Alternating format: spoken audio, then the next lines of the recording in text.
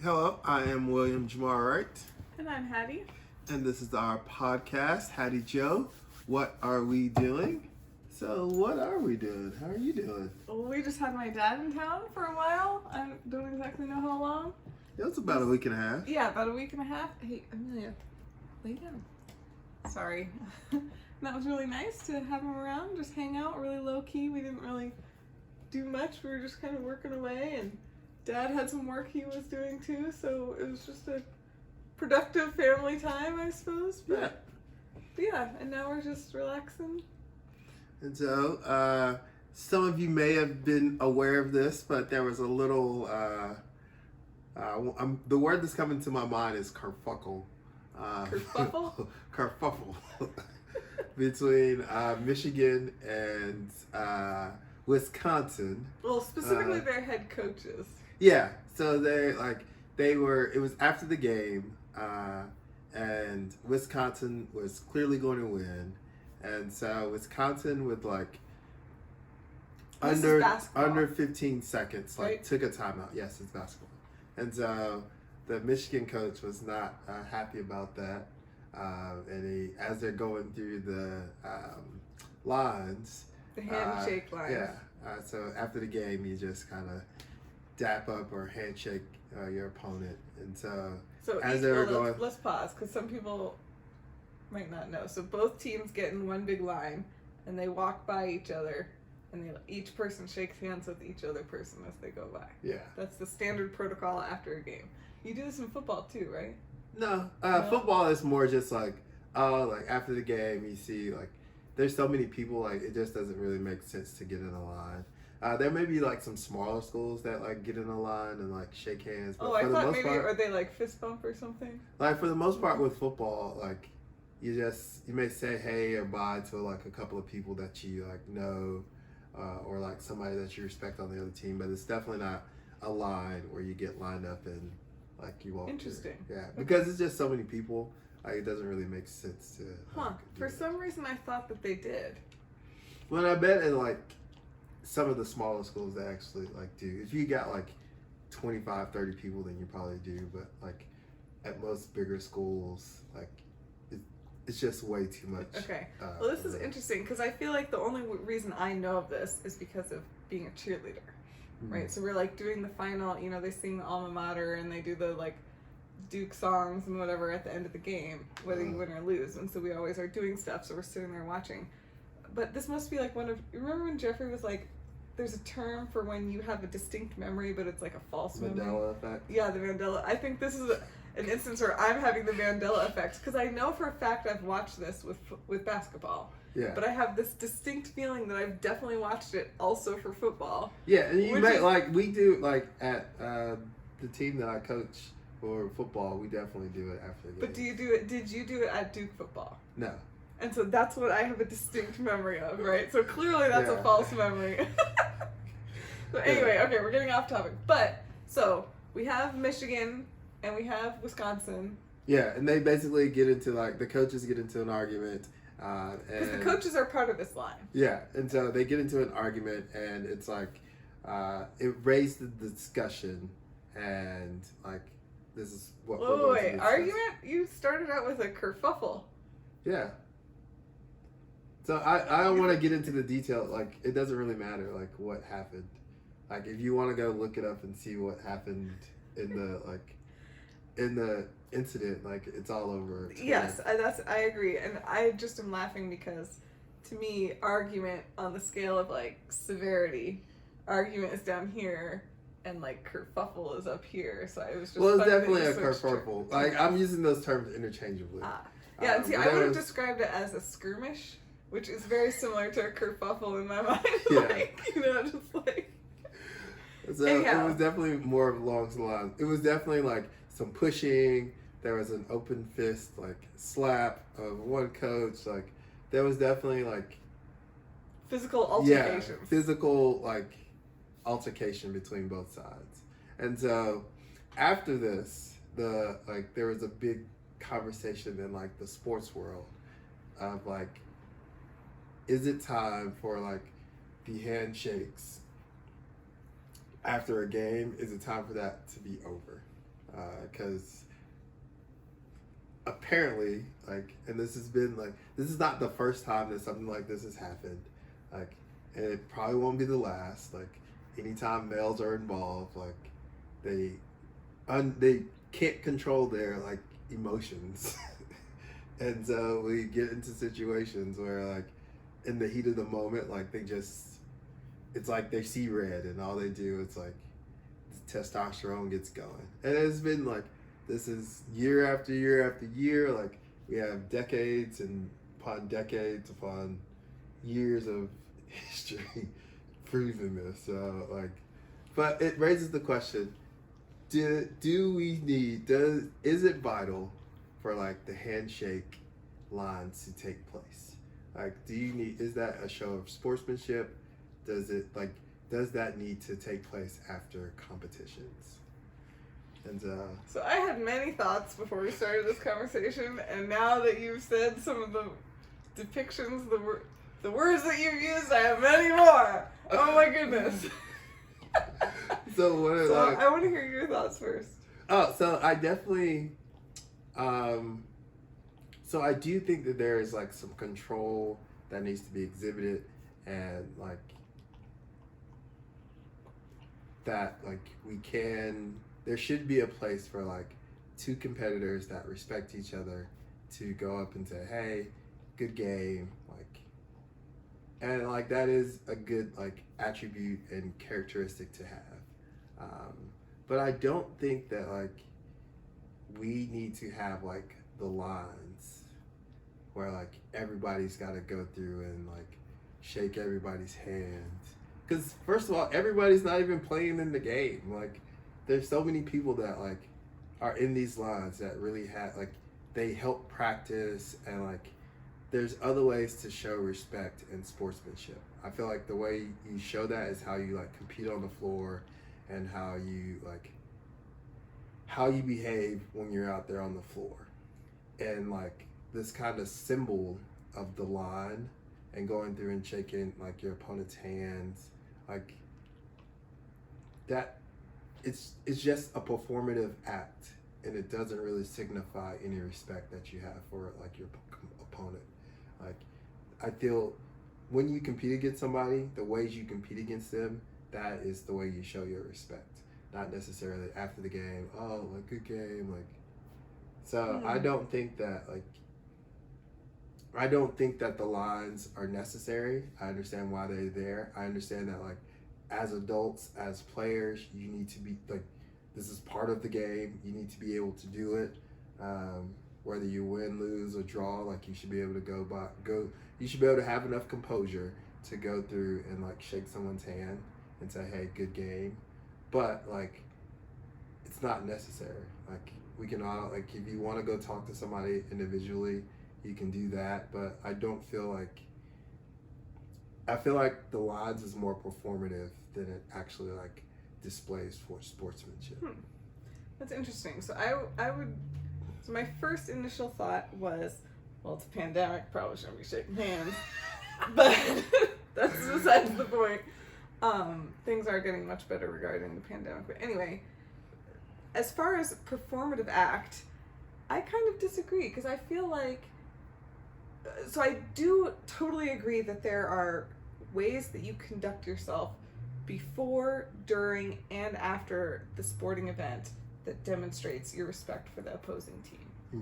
And so I certainly agree that this is not the one and only way to demonstrate that respect. Yeah. And if it were to not exist, there's still ways you can demonstrate good sportsmanship. And at first I was like, well, if we don't do it in football, like, not like football has to be the standard by which we do everything, but that's already a precedent. We don't do it in that sport. We don't do this in NCAA gymnastics. You know, there's plenty of places where we don't do it. So it's interesting to me that we do it in basketball. But you could also say that as, well, we should be doing it in all the sports, right? Like, so who knows on that one. But I do think, like, if you are able, just like you're saying, everyone should be able to have the composure to go through and do this ritual. So to me, if you can do that and keep it together, that shows you have good sportsmanship. If you can't do it and it falls apart, that shows you have bad sportsmanship. So I kind of like it as like a litmus test of who, and I guess maybe I don't necessarily like it as a litmus test, but what really got me going, you got me going when you're like, men will be men and they just can't control themselves, and it's like, you can't say, well, let's just take away the thing that they can't control themselves with. That's the same as being like, lock up your daughters. Because men are just going to be men, they can't control themselves, so we just have to remove the women and protect them. It's like, no, you need to teach the men to be better. To not do this crap with the women. To not be so aggressive and do this crap like to each other. This is not a, men can't help themselves, so we'll just take away the problem. It's, no, you have to teach them to be better. Hold them to higher standards. Them acting poorly doesn't mean that's our now base assumption. They're just going to act that way and there's nothing to be done about it. There's plenty we can do about it. I don't think that I was like, well, I wasn't trying to convey that like we should just excuse the behavior, but I do think that we should give like, think about like ways that we can like prevent these things from happening. And if we just say, oh, like the way we prevent them from happening is just like we hold the guys to a higher standard and we say, hey guys, like you shouldn't like, you should be able to control your like you should be able to control your emotions in a situation where like you're going to shake hands with somebody that did something to you that you didn't like. Like I don't like, as opposed to like saying like, hey, you need to control your emotion when you're facing somebody that you don't like and they did something that you didn't agree with. Like, why don't we just stop having these type of interactions so quickly after a game? So I do agree that there's different forms that this could take. I'm not saying doing this handshake thing is absolutely necessary. And I actually think it's probably not that necessary. Mm-hmm. I do feel like on a practical level, I feel like I agree with a lot of what you're saying. But on a fundamental principle level, like the principle of the thing, I feel very strongly that just because a few people, right? It's not everybody. It doesn't happen every single game. It doesn't happen every single game, but it has happened like, it happens multiple times a year. It happens multiple times like, and so that happened multiple times throughout. Just like you're saying, throughout the course of history, I think you made that point very clear, and I think that's obvious. I don't think anyone would disagree with that. But it sounds to me like, I mean, again, I hate to be bringing it back to the sexism, but it's the same with sexual assault. It's been happening for years and years and years. Like, so the way you fix it is by teaching people, and I can see instances where you can easily practice this from the time you're in Pee Wee football in 5 years old through every single level as you progress in the sport, basketball too, of like, okay, we're gonna play a really competitive game. The winners get Skittles or the winners get a trophy or whatever, and you can do things to kind of incite this frustration, competitiveness, and then instantaneously it's like, okay, you know, if we have like players playing blue jerseys and red jerseys, you have this competitive game, people are frustrated, and instantly it's like, okay, we got to play another game, and half of the people on red team are now partners with half of the people on blue team. So you're immediately partnered up and have to be a teammate with the person you were just an opponent of and are pissed off at, and you got to find a way to work through it. Like, maybe, I feel like there's absolutely team building activities that you can do from a young age to help people learn this is just a game, or like, I'm pissed off, but that doesn't mean I need to do violence, right? Like, I feel like this is a fundamental, just like you're saying, it's a fundamental behavior of men, and I don't think it's a fundamental behavior of men. I think it's a fundamental behavior of human beings, and for a long time, no one has cared to teach the men to do any different. And now my rant is over. But that's very strongly how I feel. I definitely agree that there's like differences in men and women, and like some women can be just like some men and all this stuff. But I do think on a general, larger scale, it's more likely for a man to exhibit this behavior than a woman. And I have to call into question, is that due to being a man, or is that due to society like not nipping that behavior in the bud? And I'd be willing, I'd like to try doing something to see if we can institute a change before we just go to, I guess we can't do this. So like, how is it, like, how would you say that girl, like, and kind of going down this rabbit hole here, so how would you say that girls are raised to like not like show this so type very of emotion? very strongly from a very early age. I learned this during women's studies class, and I've experienced it in my own life. You can look this up. Women and girls, young girls, are reinforced for when they don't cause problems, don't cause conflict, comfort others. You know, it's strongly reinforced, like, you're being a good girl when you're, you know, being quiet and demure and not putting up a fight, or not being too bossy, right? A woman exhibiting the same behavior as a man for a woman is called being bossy, and like nobody likes that. So there's negative pressure to not be bossy in women. That exact same behavior is called being assertive and being a leader for a man. And there's a lot of positive reinforcement to continue that behavior. And so that's not the best comparison, because I'm not talking about bossiness and assertiveness. It's a totally different behavior. But I think that's a good example that illustrates in the same ways aggressive violence.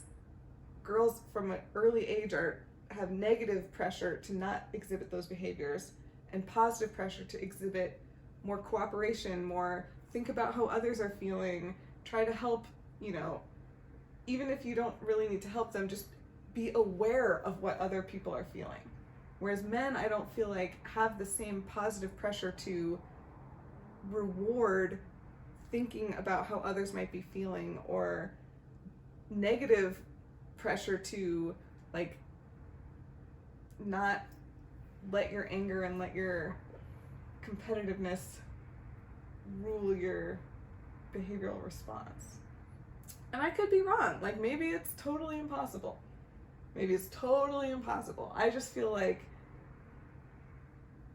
enough men can do it, right? I agree with you that these skirmishes happen quite frequently, but certainly if you look at every single player and every single handshake as your denominator, that's going to be way higher than the 2 or 3 players in a season, plus the 2 or 3 head coaches that have this interaction. Do you know what I mean? And so I feel like and so do we just look at them as like admirations and like think that like, so would that mean basically that this question is like, we're talking about a very small percentage, and like we shouldn't concern ourselves with like trying to correct this? Like, for the most part, everybody's doing what they're supposed to do, and sometimes the emotions of the game and the emotions of people are going to get the best of them. And so like, we just have to, like, there's not really, because it's such a small like number of people and small number of like occurrences, that like this shouldn't register on our radar.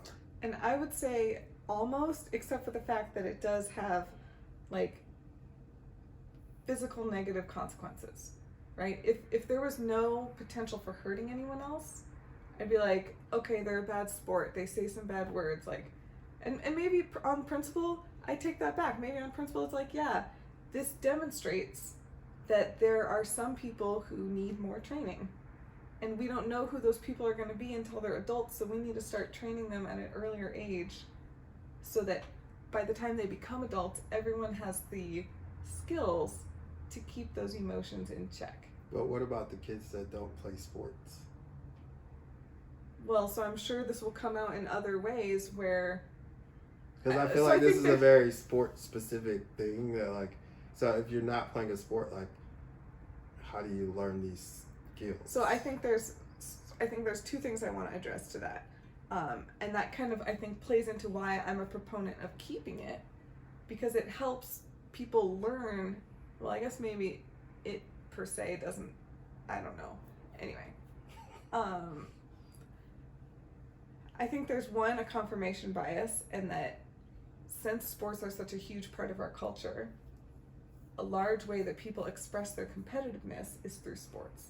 That's not to say there's not a ton of like music instrument players that aren't extremely competitive, people that write science grants that aren't extremely competitive. Like, competitiveness exists.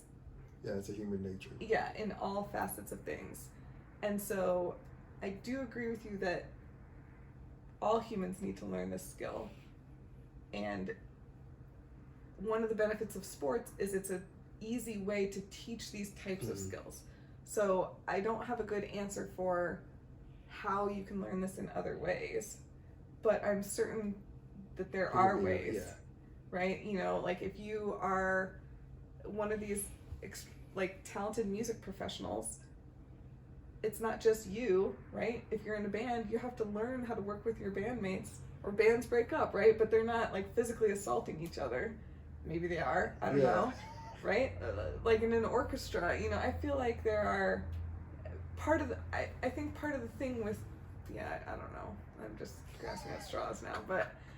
Well, I bring that up to just say that, like, in this situation, it was definitely like in a sports like realm, but there are so many other like non-sports like situations where people exhibit these same like. So can you give an example? Well, like, you can be like at work and you'd be like, your boss is like yelling at you and you'd be like, hey, you're not going to talk to me like that. And then there becomes like a little like egos going back and forth. And somebody's like, well, I'm the boss. I can talk to you however I want to. And so like it becomes like a power struggle and a power like dynamic, and people like kind of butt heads in those situations. And I think it's very normal for humans to butt heads, and again, sports are very widely publicized, and so we have a lot of exposure. I have this impression that very rarely in the workplace does butting heads turn into an actual physical altercation. But I want to recognize that may just be because we don't get exposure to it, right? I want to be very clear. However, despite that limitation, I still believe that the number of butting heads in the workplace that turns into a physical altercation is way smaller than in sports. And I think part of that is because in sports, like, you're encouraged to be physically aggressive. Yeah. Half of sports is like, are you dominating the guy are you dominating your opponent? Are you physically dominating your opponent? Right. Whereas like in chess, I'm sure people are just as competitive, but it's like a mental domination, right? And so again, chess isn't as popular. Maybe if it was played as widely as, you know, basketball is, we'd see some chess players that take up arms after a game. Yeah, and I bet there have been people that have gotten into like physical altercations after a chess game, like, because I would say that like, while sports are a lot more like physically like demanding and like it pushes your like mental energy once you get tired to still think about like, hey, I need to be a good sportsman here. Like, I can't like, I think some of that is like you get so mentally drained that like things that like you would normally think about doing, like, or things that you would never think about doing suddenly. You're out there like just reacting. As opposed to like thinking about like. Sure, and in our example of chess, you would have the same mental fatigue. Yeah. Okay, so anyhow, I guess what I'm trying to, I still feel like fundamentally, sure, it happens, but we have not yet tried to implement a training program to help develop the skills to prevent it happening.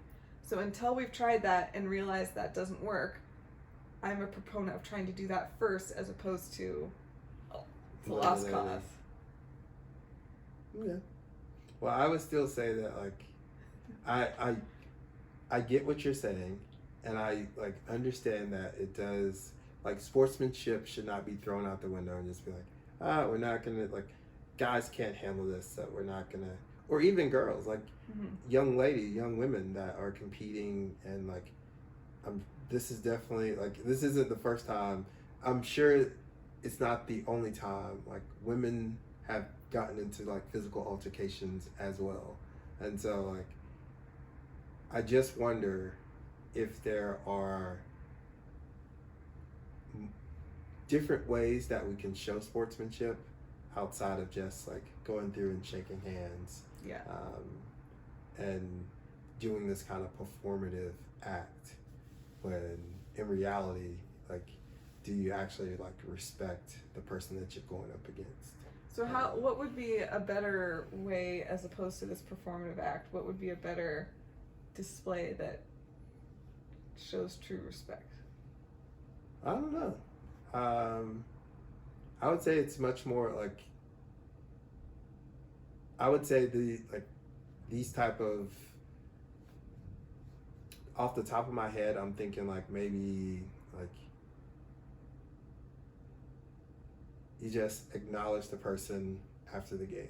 Like, do you really need to go up and like shake their hands? Can you just acknowledge them and like keep it moving? Right? And if you don't want to acknowledge them, like, you don't have to acknowledge them. I feel like we are forcing people to show respect for people by shaking their hands that they may not actually respect. And if you like actually respect somebody, you're going to do things that like shows your respect to them. It's not going to be something that you're made to do. Mm-hmm. And I feel like these lines are what people are made to do, and not actually like showcasing the respect that they have for each other.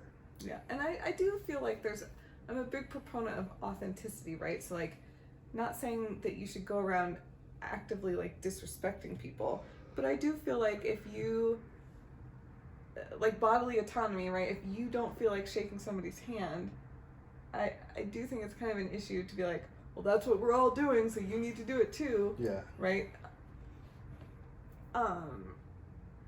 So I definitely see what you're saying, and I also agree that these skirmishes, kerfuffles, become like big media, like, Yeah. you know, it's just a very inflammatory, inciting, like, Yeah, it gets the eyeballs. Yeah. yeah, and it just seems to really detract from whatever, you know. Now this game has happened, I don't know anything about it other than these two coaches had a kerfuffle, right?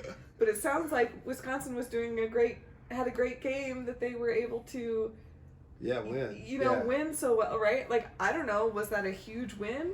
Was that I guess I kind of infer that it was, because why would the coaches be so mad, right? But like, no one's talking about the great job that Wisconsin did. Yeah. Or like, what a bummer that such and such player was hurt I don't even know if someone on Michigan's team was hurt or whatever, but like, we're not talking about the game, right? Yeah.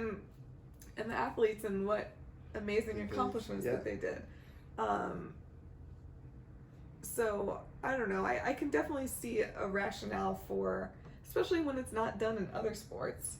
Yeah. Right. Like, there might be a different way. I feel like the majority of sports do it, but like, I feel like football is just a different animal because like there's so many players. Well, and so I would like to do. That's what I'm saying. I'd like to do some research on that, because I feel like women's gymnastics teams are very similar in number of athletes as basketball.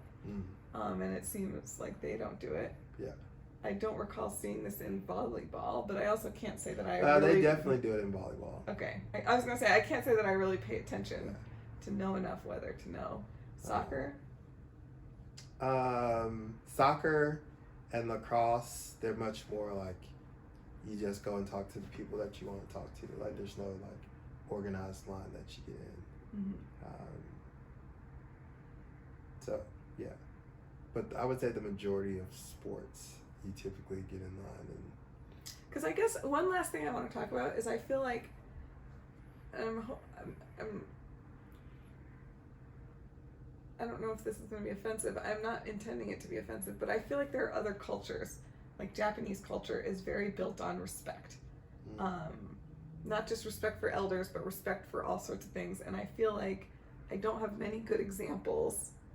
And that's why I'm trying to say, I don't want to be offensive and like stereotype a whole culture. But I do have this conception in my mind, you know, like they'll be doing karate or whatever and they bow to each other, right? Like before and after. And I know that some people that I used to do gymnastics workouts with, their kids were doing karate, and it was like the whole respect thing for their opponent was like a really big deal, and it was taught to them throughout when they first started as they continue on.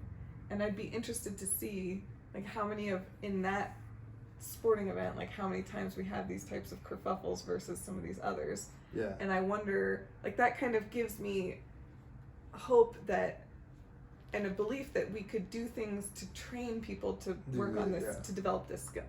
But it also leads me to feel like, just like you're saying, maybe there's a different way to show this. You know, maybe they stand at under different each group and they bow at each other, right? Or like, I don't know. I'm trying to come up with other things here, but yeah, and I think ultimately, like,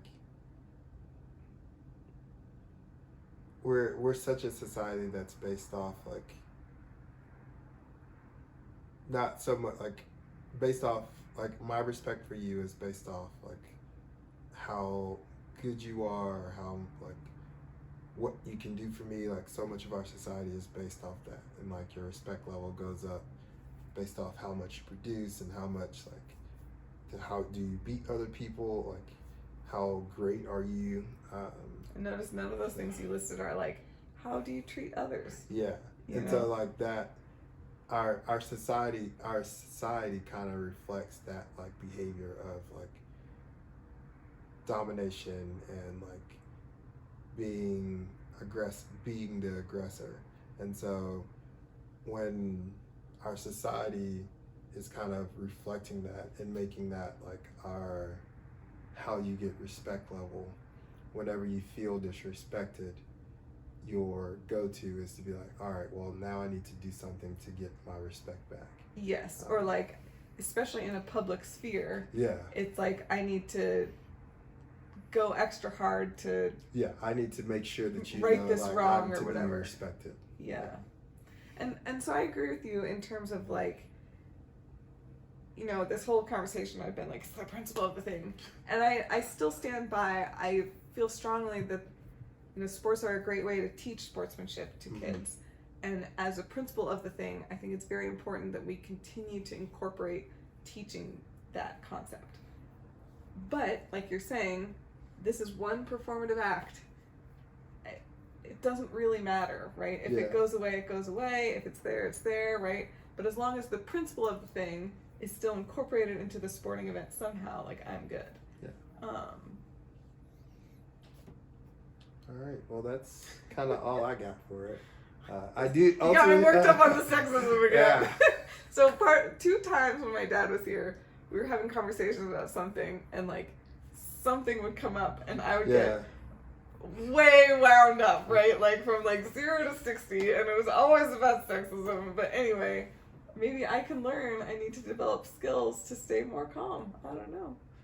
Anyway. Oh, no, you should be upset. I mean, I'm not out here like anytime I'm not out here fighting anybody physically, but anyway, just trying to joke on myself a little bit. But yeah, so it's just par for the course. This is just what's been happening this week and a half. All right, well that is it, folks.